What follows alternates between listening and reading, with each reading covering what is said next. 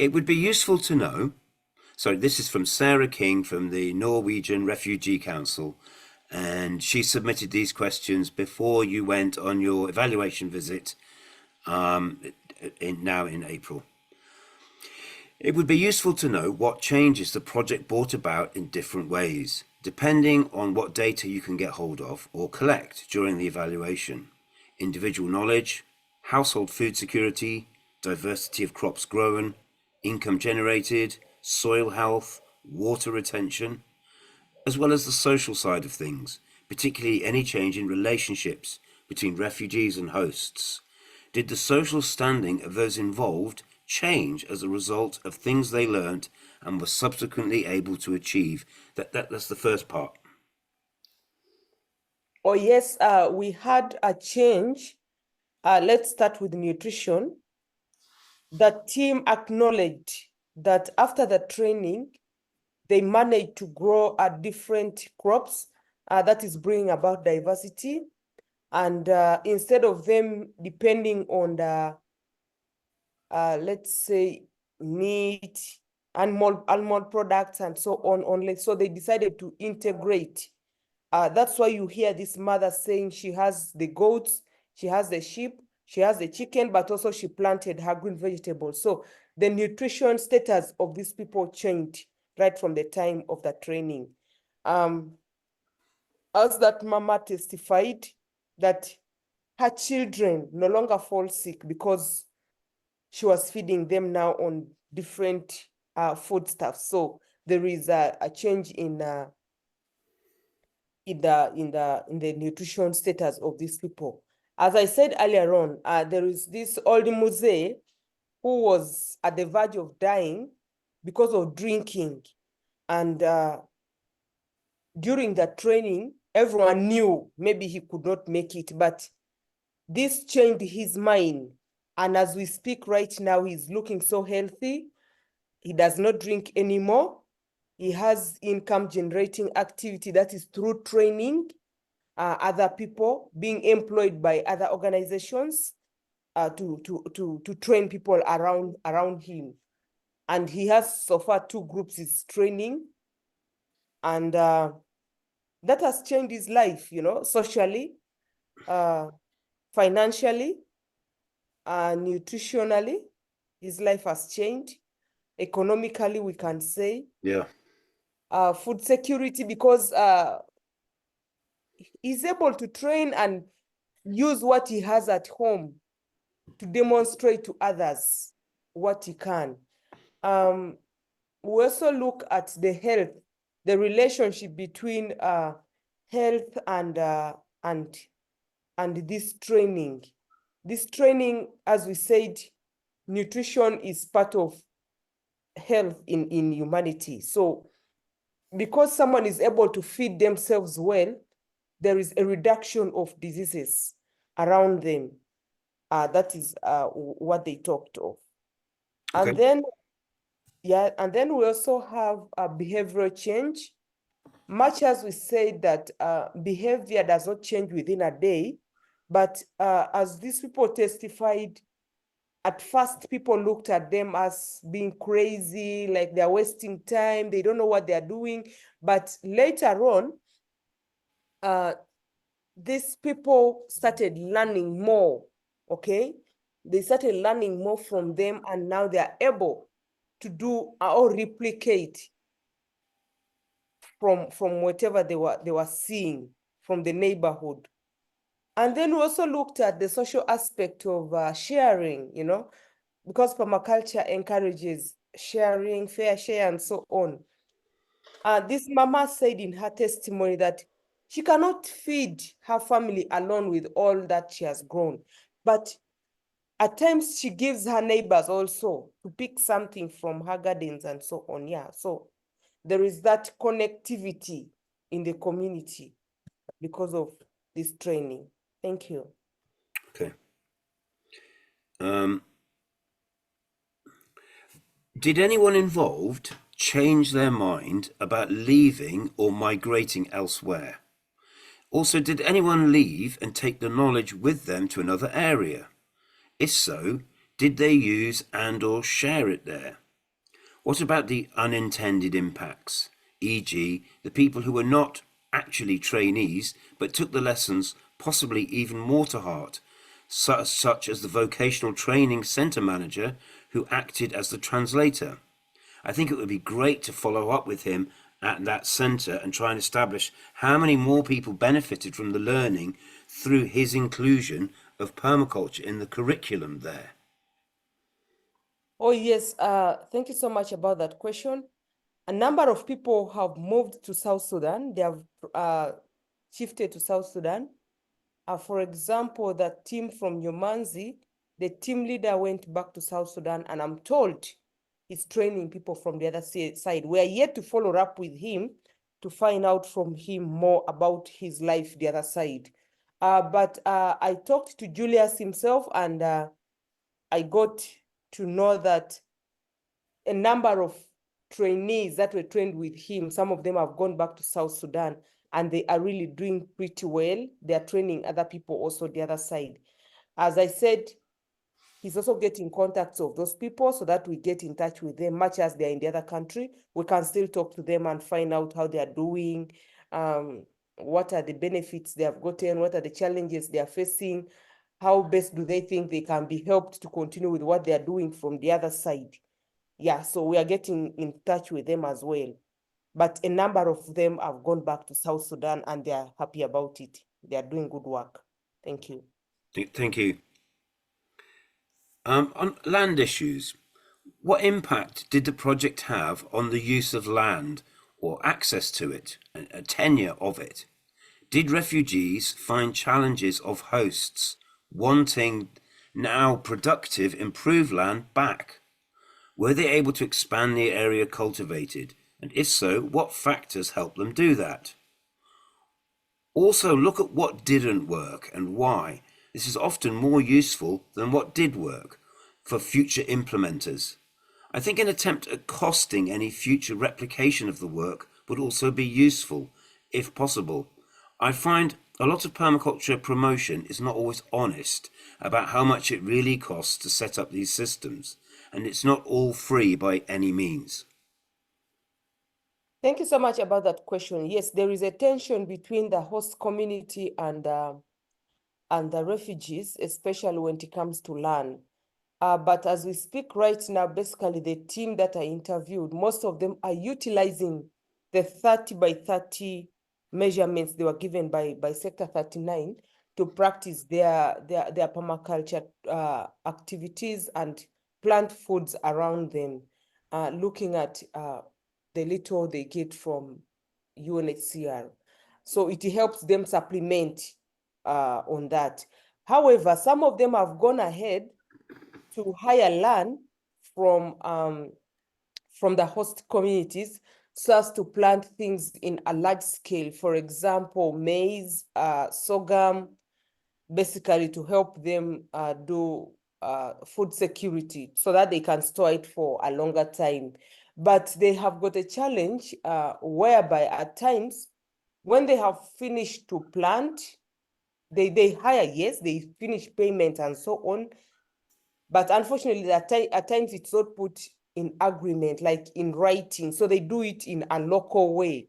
So after planting, weeding, and so on, now waiting for harvesting, the owner of the garden in the host community comes back and says, I am taking back my garden, and the refugee loses everything that he or she planted, including the money they used for hiring, paying the labor, and so on.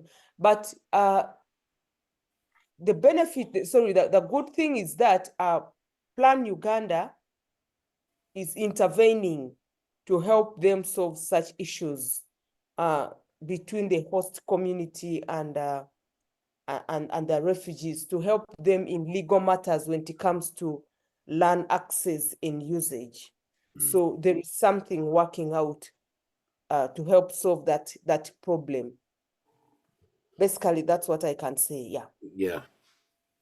So, I mean, the second part of Sarah's question was about the cost of running schemes such as this. And On one level, we can say, of course, it's expensive when you bring a team from Wales all the way to Uganda, and we rent a car, and we rent a training center, and there was certain and one of the overheads costs was we invited all 40 people to come to a place. I think it was called Pakele. I can't remember. Or Numanzi, yeah, where the training center was. And so then they had to have accommodation for the 12 days of training. So that was a lot of hotel, rooms and so forth. So there was a setup cost. And that to repeat that cost would come again. But what you're telling me is really most of those trainees have been able to go on and deliver training without support costs. That it Exactly. continued on. Exactly. Now what they do, they go to these people's homes, like they go to the village and convene to people together. They do not have to pay for a place. They do not hire a place for training. They sit under the tree Hmm. and they themselves from there. They just make their local food that they understand and they cook for themselves there. Yeah, So meaning the cost for feeding these people also for all those days is a bit lower compared to when you take them to a different place out sure. of their area, and then they do not have to pay for accommodation because they are sleeping Mm. within the homes. Julius told me at times he goes to train these people there and he's hosted the other side, so he sleeps there, okay?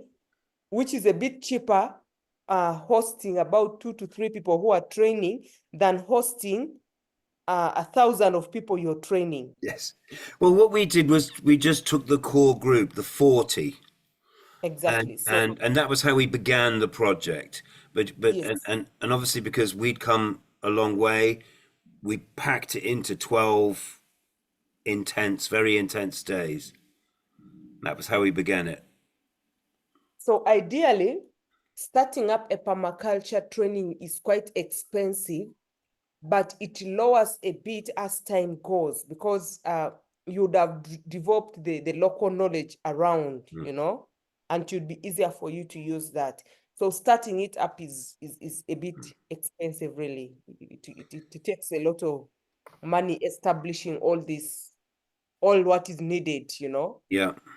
Yeah, Um, One of the things you said was that they would love it if we came back and gave them more training. Um, exactly. what in your view specifically, what training do you think they need, or what would they most benefit from if we were able to do that? What are the things that are holding them back?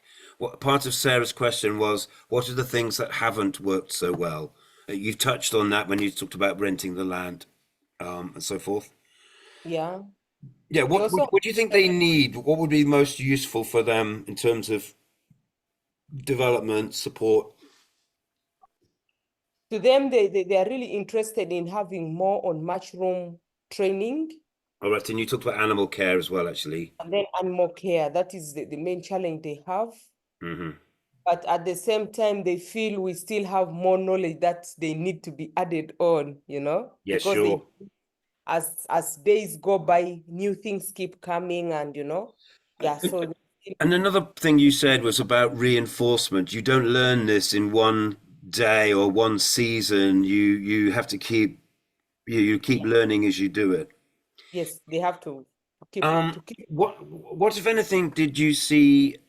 Sorry, changes. This is my questions now. That is what Sarah asked us. So she was really interested. You could see about how those ideas have travelled, and how people have themselves have conveyed them. Whether they've taken it back to South Sudan, the fact that they're teaching permaculture there is really interesting. yes, they've Um, got and I guess she's for someone like her as a coordinator, she's looking to see how to have a really long term impact, ideas that really penetrate. Of the things that we demonstrated there, have what it we found that people were very slow to adopt to the Lorena stove, but once they did, it spread very quickly. Did you witness anyone using the anything like that, or had they gone Yes, back? the gentleman behind me, the gentleman you asked me, who is that gentleman behind you? I took a peek at his compound. I took him a peek with Hmm. his, I think with Vicky, yes, and they have a Lorena stove in the middle of the compound. And I asked him, how do you manage this Lorena stove, for example, when it's raining? Hmm. And he told me he just covers it, that's all.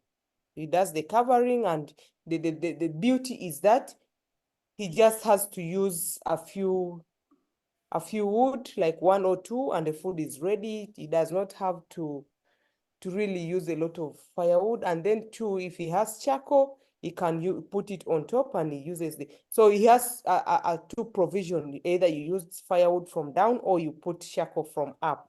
Okay. And yeah. Even Mama has it in her home. So Mm. she has spread all over them. Okay, that's a really, again, yeah. So um, anything else that you would like to add? I mean, obviously, I'll listen to the rest of your recording, of course. Um, what else? Because you went back and you had a chance to speak to them a bit more when the people at Numanzi weren't there. Yes. So you had a chance to speak to them sort of informally as well, a little bit. Yeah. Generally, the issues were all cross-cutting. They are the same. There is no difference. Uh, they have benefited in the Okay. training in a way that they are seeing things now in a different way. The way they look at life is not the way they looked at life when they didn't have that training before.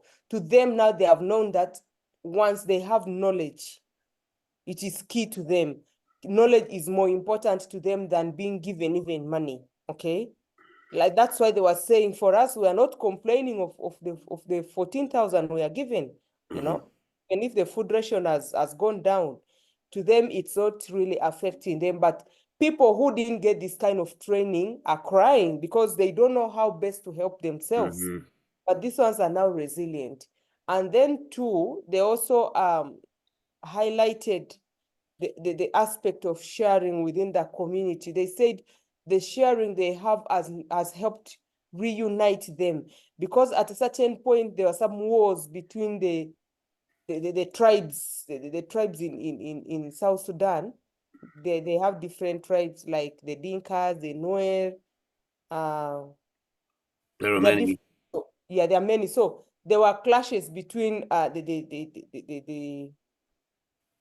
the tribes. But because they meet there for the training and they are taught to be one, at the end of the day, they are becoming friendly somehow, reducing tension a bit, not like the way it used to be. So the tension is a bit reducing Mm. because those ones who come for learning, they end up going back as brothers and sisters. When we did the training and they worked in groups, there were 4 groups of 10, and we asked them to choose a name for their group, and each one they came with a name like, I don't know, One Love or Brotherhood or something like a real statement. And I thought so strongly is on the other side of this border, these people are fighting with each other, and here Exactly. they're expressing and feeling solidarity and a common cause, and I thought that's very, very important.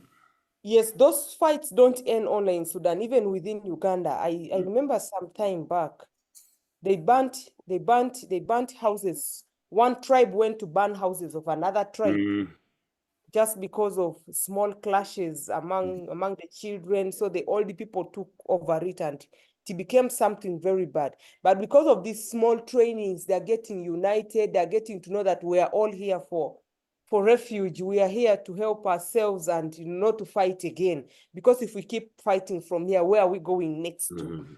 So it is sort of bringing them together uh, as a family from South Sudan, you know? Yeah. That's a So wonderful, it is something remarkable because conflict resolution is not something easy to be done, you know? yeah. Yeah, but they feel this kind of training is bringing them more closer and closer to each other so often. Yeah.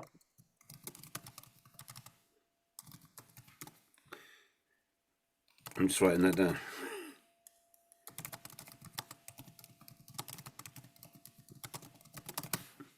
Okay, that's a really nice way to finish that. So if you kindly send me those your materials when you are able. And thank you very much for your time. And we'll stop there. But if you have anything else you want to add or reflect, or send me some notes. But we'll think about what we want to say now back to the Permaculture Association, and I'm going to take that section of the video that we just recorded and edit that and send that to Sarah King. I really want people to know what we have done, because I don't want it to be forgotten, because it was really hard work when we did it, and I tried ever so hard to reach this. I had this moment in time almost, in my vision then. So how do we make this work? Yeah, it has worked. It has really done something good.